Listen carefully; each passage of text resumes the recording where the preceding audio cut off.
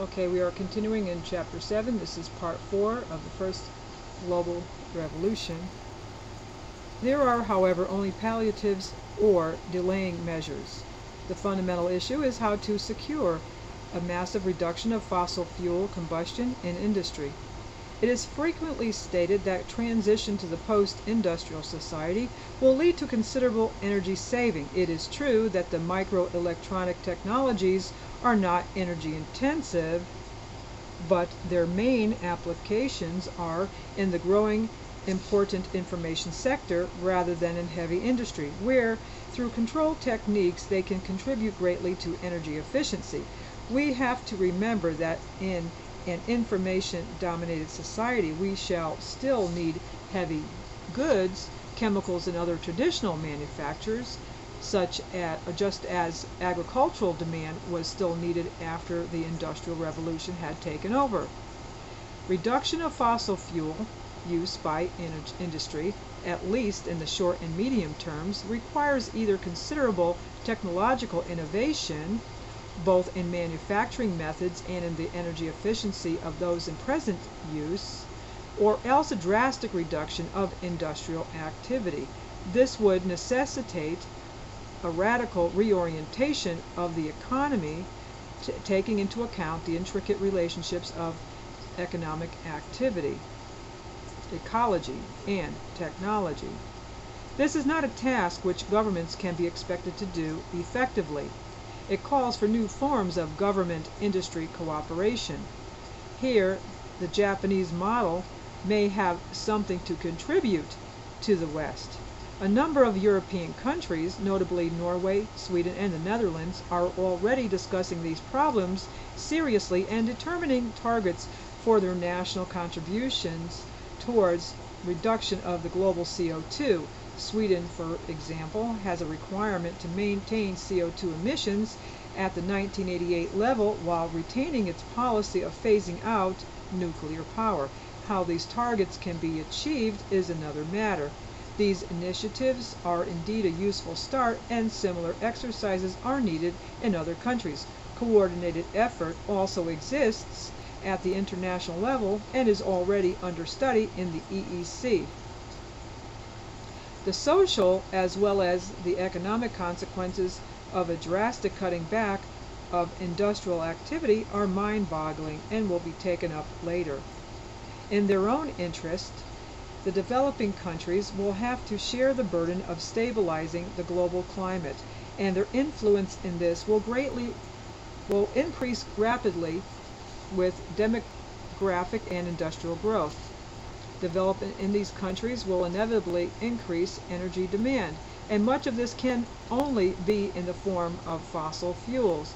Increased use of biomass through new biotechnologies is to be hoped for, but we must remember that this too generates carbon dioxide. Again, increased numbers will mean greater use of fuel wood for domestic purposes, and the burning of wood has a greater greenhouse effect than that of coal. Energy efficiency is thus also of primary importance to the developing countries. So far, industrialization in these countries has been set by the path of the industrialized countries of the North. If things continue in this direction, the results will be disastrous for the countries in question and for the world as a whole. It is therefore important that the improved, cleaner technologies that the industrialized countries are striving for are made freely accessible to the developing world, and incentives given for their adoption as well as aid in their implementation.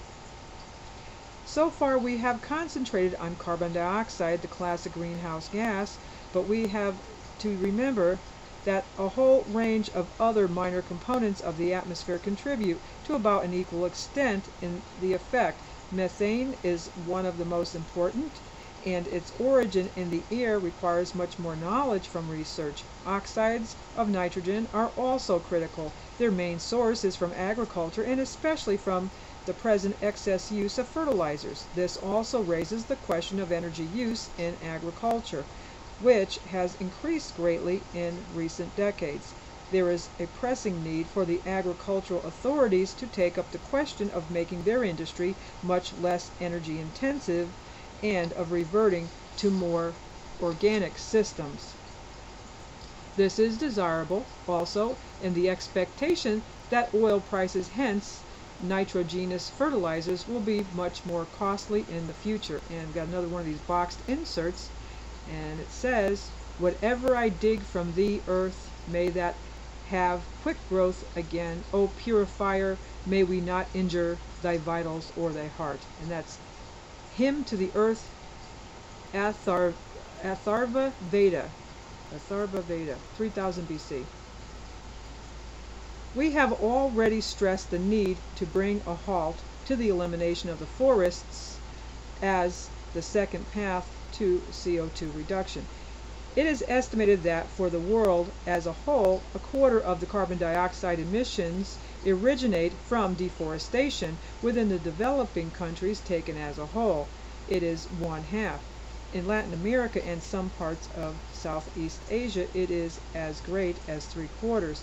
While responsibility is essentially that of the countries where the vanishing forests exist, most of the demand comes from the rich countries, so a solution has to be sought in cooperative approaches supported by international funds.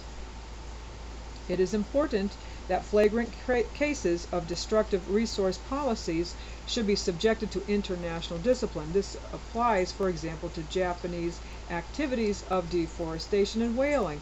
Recently, Colombia has put forward an imaginative proposal for the stabilization of the ecological condition of the Amazonian basin by joint action of the countries of the region, Brazil, Colombia, Peru, and Venezuela.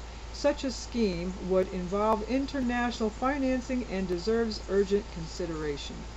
We return briefly to the general question of the availability of alternative sources of energy.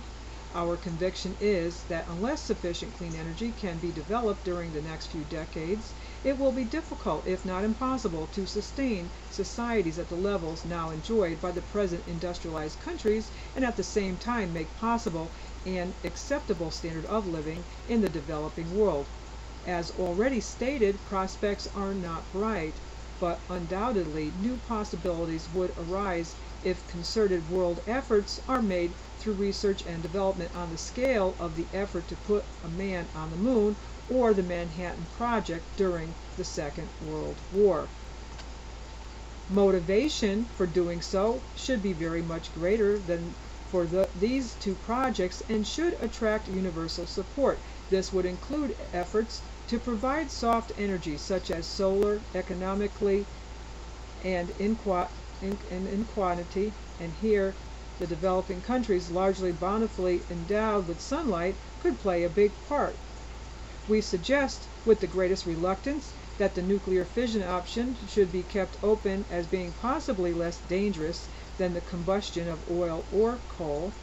In a situation of ecological crisis, then with the need for drastic reduction of carbon dioxide emission and with quite insufficient clean fuel availability, nuclear power could help to close the energy gap. However, even if accepted, the time required to put new nuclear power stations into commission would limit the nuclear component to a relatively small, even if critically important, proportion of the necessary fossil fuel replacement. A few words should be added here on the undervalued significance of energy in human transactions. Energy is, after all, the only absolute. Through the Einstein equation, matter and energy are equivalent. Energy assessment we now see as an essential tool in evaluating new technologies and hence the nature of societies. Energy accounting is becoming increasingly necessary in measuring, for example, the carrying capacity of countries for human and animal populations, or the viability of human and other systems. The belief that monetary management or even manipulation can lead to a proper accounting and evaluation of growth and development needs to be eradicated.